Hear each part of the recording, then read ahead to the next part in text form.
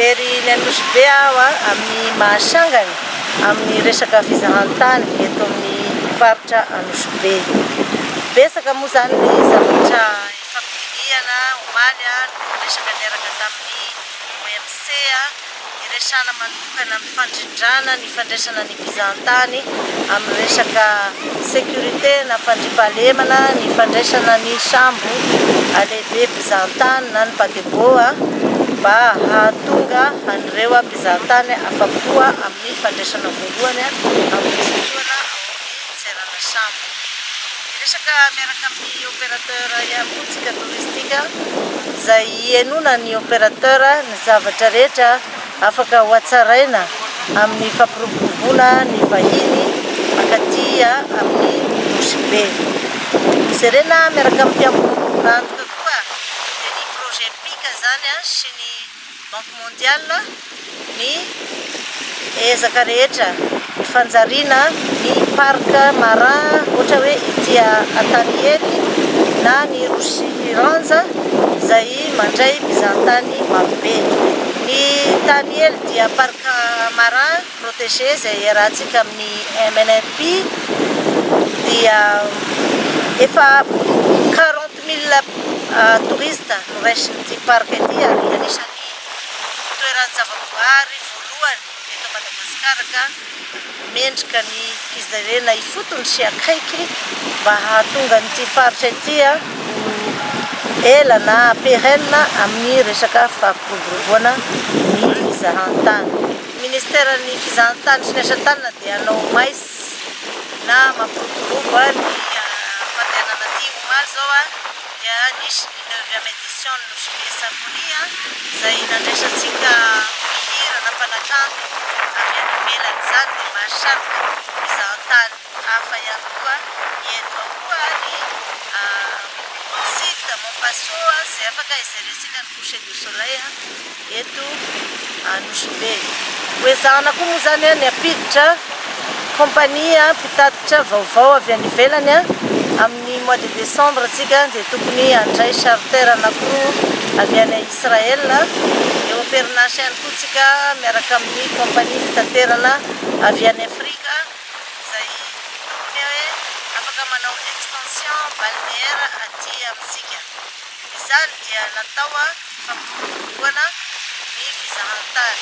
Hoezahana manokana koa ny fandraisany ny Nosy Be, Diego, Antalaha, Maroantsetra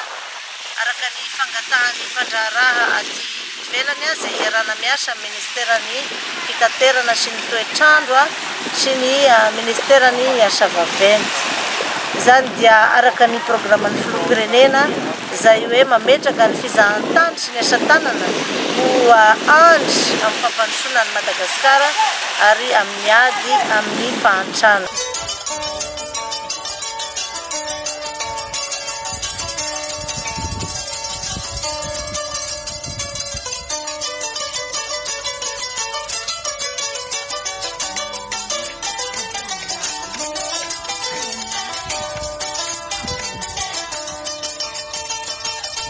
Projet PIC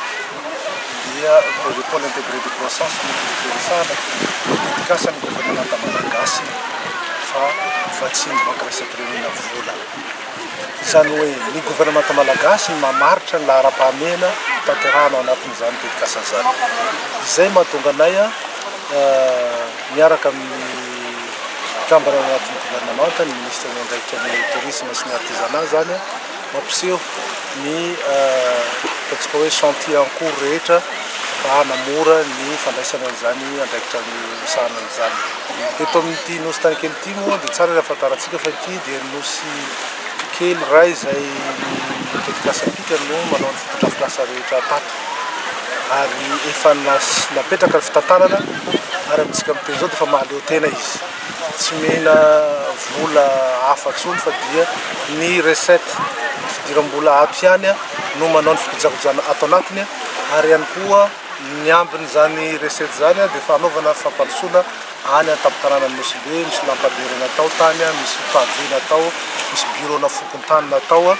Zany hoe tena mipetraka zany ilay fitantarana maharitra na dia mbola marina fa misy foana ny fanatsarana. Anisan'ny fanatsarana mbola ilaina zao ny nosy tany kely ity dia ny resaka fananana rano madio satria na dia ataontsika hoe nosy tsy petrahana moa izy ity, maro ny mandalo, efa mahatratra 42 000 visiteurs amin'ny taona lasa ary amin'ny taona ity hatreto fa mety tratra ihany koa zay ary mety ohatra an'izay azy dia zay fotodrafitrasa zay sisa no atao hoe défi manaraka sy ny fanatsarana ny fotodrafitrasa madinidinika fandraisana ny mpizahatany zany. Ny projet pika moa dia manao dedikasan'ny gouvernemanta ary miasa akaiky dia akaiky mihitsy amin'ny ministère mandraikitra ny fampiroboroana ny fizahatany. Zany ataontsika hoe fiaraha-miasa zany dia amin'ny lafiny maro ao ny fanohanana ny fanametrahana politique publique zany fanatanterahana ny ataontsika hoe ny priorité fanifaritany fanjakana. Ao ihany koa ny fametrahana produit maro amin'ny toerana izay efa voafaritra anatin'ireo pôle pika. Zany hoe apetraka ny produit développena dia avy eo apetraka ny fitantanana azy dia efa mipetraka izay fitantanana maharitra zay dia atao ihany koa ny ataontsika hoe marketing mba ho fantatry ny eran'izao tontolo izao ny fisian'ilay toerana no ajariana zany. Anisan'ny ray ao anatin'izay ity nosy tany kely ity izay efa napetraka ny fotodrafitrasa, efa napetraka ny fitantanana azy ary amintsika miteny izao ny fidiram-bola ato dia efa manana autonomie amin'ny fitantanana zareo zany ahafahana manao ny miantoka ny karaman'ny mpiasa rehetra izay miasa ato, ahafahana ihany koa manao ny fikojakojana ato anatin'ity nosy kely ity ary mandray anjara ihany koa amin'ny ataontsika hoe fampandrosoana any amin'ny tampon-tanàna Nosy Be, misy lampadaire mifanovidiana tany, misy resaka famboarana pavé, misy borona fokotany. Tianao tenenina zany zay modèle zay no ezahana hipetraka amin'ny ireo toerana rehetra izay anaovan'ny projet pika intervention manomboka ao anatin'ny faritra izay ny voakasika ny Atsimandrefana, Nosy, Vatovavy, Fitovinany, Atsimo-Atsinanana, Atsinanana, miakatra atry Analanjorofo sy Diana, Nosy Be, Sainte-Marie. Izay no ataontsika hoe antsara biriky nankiny gouvernemanta malagasy amin'ny dedikasa pika.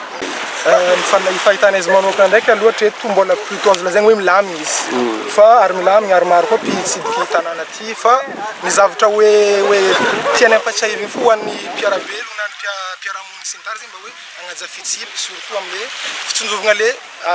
zavatra mivelogna agnatin'ny ranomasy satria io raha anisan'ny tiany mpizahatany amintsika aty ny plasika madio zavatra karaha zay fa aloha hatreto aloha hita hoe azo lazaigny milamina ary isoragna koa ny fitondram-panjakana miezaka mankatsara fo fa na dia zay mbola maro koa raha mety hoe tiany angatagna na tsy hoe zaza raiky.